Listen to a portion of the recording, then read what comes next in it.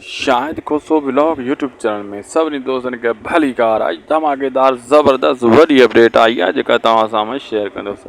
दोस्तों अचण वारा एपिसोड तो उहे धमाकेदार फुल एक्शन तव्हांखे ॾिसण वटां मिलंदा ऐं हिकु ॿी अपडेट तव्हांखे ॾींदा हलूं। चाकर खान हाणे कोमल खे अकबर खान जे हवाले कंदो ठाह जे ज़रिए ऐं कोमल खे जॾहिं अकबर खान वापसि वठी वेंदो पोइ असली रंग ॾेखारींदो चाकर खान खे। फ़िलहालु चाकर सां नॉर्मल थधियूं मिठियूं ॻाल्हियूं करे कोमल खे हितां वठी वेंदो ऐं अकबर खान चवंदो मां तोसां ठाह कयो आहे। चाकर खान तोसां मुंहिंजी दुश्मनी न आहे ऐं चाकर खान बि हुनजी ॻाल्हियुनि में अची वेंदो। पोइ चाकर खान खे जॾहिं ॾींहं तारा अकबर खान ॾेखारींदो न पोइ हिनखे ख़बर पवंदी चाकर खान खे।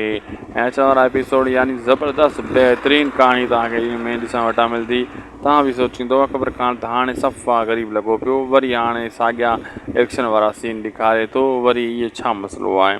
इहो ड्रामे जो रंग आहे जेको अचण वारे ईंदड़ एपिसोडनि में तव्हांखे बार बार ॾिसण वटां मिलंदो। दोस्तों मुंहिंजो वीडियो पोइ पंहिंजी पुॼाणी ते अगरि अपडेट सुठी लॻी चैनल खे सब्सक्राइब करे शाहिद खुशो व्लॉग खे लाइक शेयर करणु न विसारींदा। तव्हां सां मिलंदासीं कंहिं ॿिए वीडियो में। माहौल तव्हांखे ख़ुशि रखे, सदाईं ख़ुशि ऐं आबाद हुजो, खिलंदा ऐं मुस्कुराईंदा रहो। अल्लाह हाफ़िज़।